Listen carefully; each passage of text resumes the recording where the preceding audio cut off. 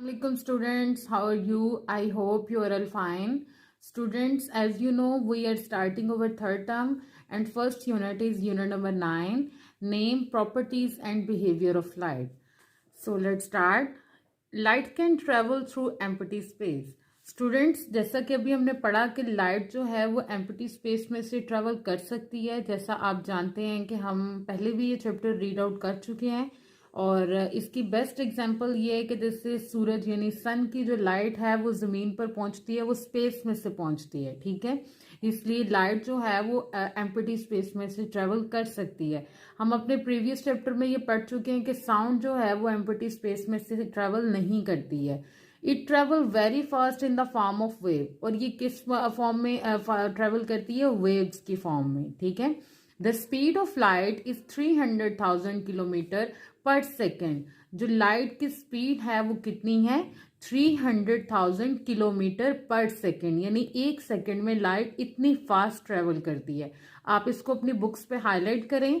Which is faster than the speed of sound, जो किससे ज्यादा है? साउंड की स्पीड से ज्यादा है। This is why during a thunderstorm lightning is seen before the clap of thunder is heard. इसीलिए ऐसा होता है कि जब थंडर स्टॉर्म होता है तो लाइटनिंग बेसिकली हम कहते हैं आसमानी बिजली को। ठीक है, वो हमें पहले नजर आती है before the clap of thunder. Thunder की क्लैप यानी गरजने की आवाज से पहले हमें आसमानी बिजली जो है वो आसमान पर नजर आती है। इसलिए जो है वो स्पीड ऑफ लाइट जो है वो स्पीड ऑफ साउंड से बहुत ज्यादा है। And next one is nature of light. Light is a form of energy. Basically students, light जो है वो एनर्जी की फॉर्म है। ठीक है, और इट हैज ड्यूल नेचर। इसकी ड्यूल नेचर है, ड्यूल मीन्स डबल नेचर है। ठीक है, number 1 is wave nature and number 2 is particle nature. Wave nature, reflection, refraction, diffraction, interference, ये 4 फिनोमिनास हैं जिनको आप हाई लेवल पे एक्सप्लेनेशन के साथ पढ़ेंगे।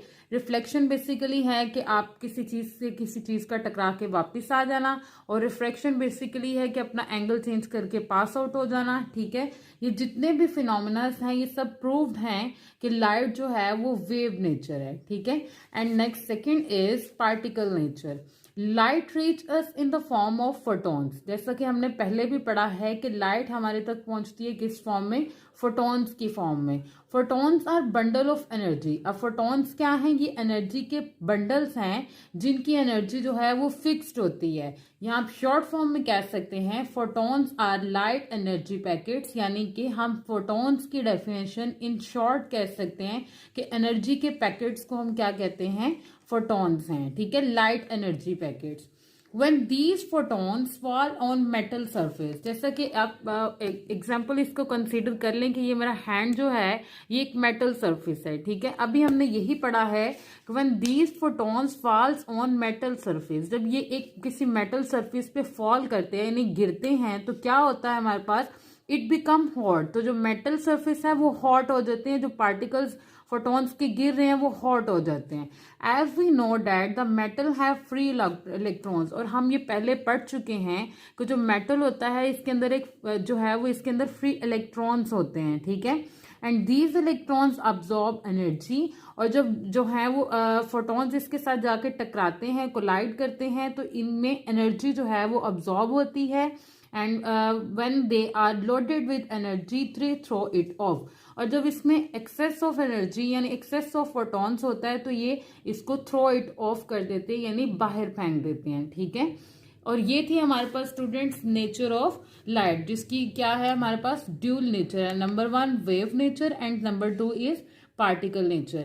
स्टूडेंट्स, आप इसको अच्छे से नोट डाउन कर लीजिएगा क्योंकि आपको पता है कि हमारी ऑब्जेक्टिव सेशन में जो है वो अनसीन ऑब्जेक्टिव आती है, इसलिए आपने इसको अच्छी तरह जो है वो समझ लेना है। ठीक है, and next one is sources of light.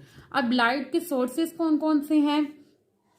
Anything that is not hot enough such as filament in a bulb, the flame of a candle or a burning piece of a wood। ये सारी चीजें हमें क्या देती हैं? Light देती हैं, gives off light। The sun give off a huge amount of light, और दुनिया में सबसे बड़ा लाइट का जो सोर्स है वो सन है।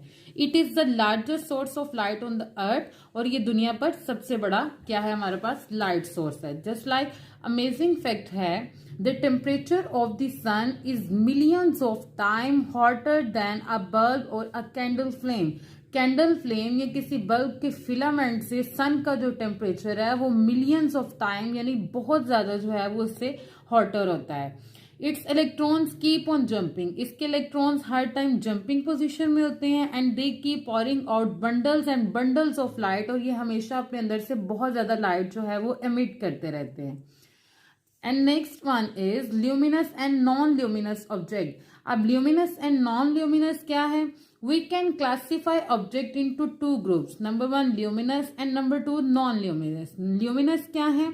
Object that produce their own light are called luminous object. ऐसे ऑब्जेक्ट जो अपनी लाइट खुद एमिट करते हैं उनको हम कहते हैं luminous, like sun, stars and fire are examples of luminous object. Some living organisms like fireflies, जिसको हम उर्दू में जुगनू कहते हैं, many types of fish and sea animals also produce light.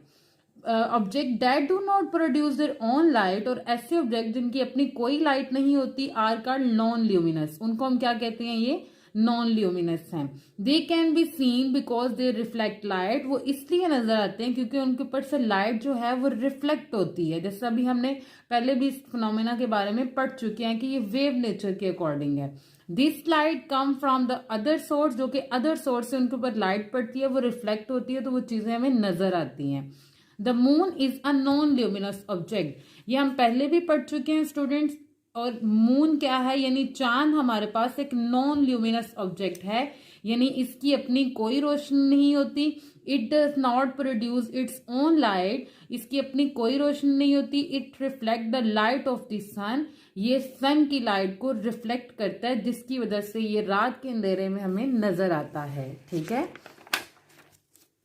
Let's find out can light pass through the different material. क्या जो है वो लाइट डिफरेंट मटेरियल में से पास आउट कर सकती है? इसकी एग्जाम्पल और इसका जो एक्सपेरिमेंट है वो आप अपने घरों में इजीली कर सकते हैं। Take an empty glass, a sheet of tracing paper, a piece of cardboard and a torch. Stand in front of a wall in a dark room, आपने एक रूम की लाइट ऑफ करके उसके सामने खड़ा हो जाना है। Shine the torch through each object one by one. Observe if all the torch fall on the wall after passing through the object. आपने क्या करना है? पहले एक ग्लास लेना है, उसके ऊपर आपने टॉर्च जो है उसकी लाइट ऑन करनी है। आपने देखना है कि ग्लास में से वो लाइट पास कर गई है। अगर तो वो पास कर गई है तो इसका मतलब है उसमें से लाइट पास आउट हो जाती है। ठीक है, which material let light pass through it, कौन से मटीरियल पास कर सकते हैं वो अपनी बुक्स पे आप नोट कर सकते हैं। ठीक है, अमेजिंग फैक्ट है हमारे पास, bioluminescence is the production and emission of light by a living organism. जैसा कि हमने अभी पीछे पढ़ा है, जिसको हम फायरफ्लाई कहते हैं, ये बायोल्यूमिनेंस है। ठीक है, many ocean animals produce their own light which help them to communicate, find pre and move. कह रहे कि ये अपनी जो है वो लाइट खुद प्रोड्यूस करते हैं ताकि कम्युनिकेट कर सकें, यानी एक जगह से दूसरी जगह जो है वो जा सकें, उसके बाद प्री यानी शिकार कर सकें और मूव कर सकें। ठीक है, नेक्स्ट है स्टूडेंट्स हमारे पास transparent, translucent and opaque material. ये क्या है हमारे पास? The material which allow light to pass through them completely, ऐसे मटेरियल जो अपने अंदर से कंप्लीट लाइट को पास करने होने देते हैं, आर कॉल्ड ट्रांसपेरेंट, उनको हम कहते हैं ट्रांसपेरेंट। ठीक है, we can see clearly through a transparent material. The example of the transparent material are clear plastic sheet, clear glass, air and clean water. इनमें से लाइट जो है वो कंप्लीटली पास हो जाती है, इसलिए हम इनको कहते हैं ये ट्रांसपेरेंट हैं। ठीक है, इनको आप अपनी बुक्स पे यूं हाईलाइट कर सकते हैं। इसको बुक पे आपने साथ साथ हाईलाइट करना है क्योंकि आपके ओरल कॉन्सेप्ट और रिटन शॉर्ट क्वेश्चन इसी में से जाएंगे। ठीक है, The material which let some light to pass through them are called translucent, और ऐसे मटेरियल जो अपने अंदर से कुछ लाइट को गुजरने देते हैं उनको हम कहते हैं ये ट्रांसलूसेंट हैं। Things can be seen through the translucent material but not very clearly. कह रहे हैं हम ऐसी थिंग्स में से, ऐसे ऑब्जेक्ट्स में से चीजों को देख तो सकते हैं लेकिन क्लियरली नहीं, like wax paper, frosted glass and some plastics are examples of translucent material. ठीक है, the material that do not allow to pass through them are called opaque. और ऐसे मटेरियल जो अपने अंदर से लाइट को बिल्कुल गुजरने नहीं देते उनको हम कहते हैं ये ओपेक मटेरियल्स हैं। ठीक है, we can see through an opaque material wood, a brick wall, a metal और एन ओपेक मटेरियल। कह रहे हैं कि ये सब क्या है हमारे पास ओपेक मटेरियल, जैसे लकड़ी है, दीवार है, उसके बाद मेटल है, ये सब ओपेक मटेरियल है। The APEC object from a shadow when light falls on them. और जब इन पे लाइट पड़ती है तो वो उस चीज का शेडो प्रोड्यूस करते हैं। ठीक है, let's find out. Separate out transparent, opaque and translucent object from the following. Shopping bag made of clear plastic, steel pots, black board, spectacles, book, air, cloth and window pans. इनमें से आपने खुद यहाँ पे चूज करके लिखना है इन boxes में कि इनमें से ट्रांसपेरेंट ऑब्जेक्ट्स कौन से हैं, ओपेक ऑब्जेक्ट्स कौन से हैं एंड ट्रांसलूसेंट ऑब्जेक्ट कौन से हैं। ठीक है, and students this is your first lecture of third term. और आप अपने नोट्स में से इसके कुछ वर्ड्स मीनिंग लर्न करेंगे। नंबर 1 है थंडरस्टॉर्म, कड़क का तूफान, बंडल्स गठरी, फोटॉन्स रोशनी की तवानाई का एक atom, filament Surya, luminous Roshan and non luminous जो रोशन ना हो, ट्रांसपेरेंट शफाफ एंड ट्रांसलूसेंट धुंधला यानी नीम शफाफ। ओपेक का मतलब होता है गैर शफाफ। यहाँ तक आप अपने नोट्स पे डेट मेंशन करें और इनको आपने अच्छे से लर्न करना है।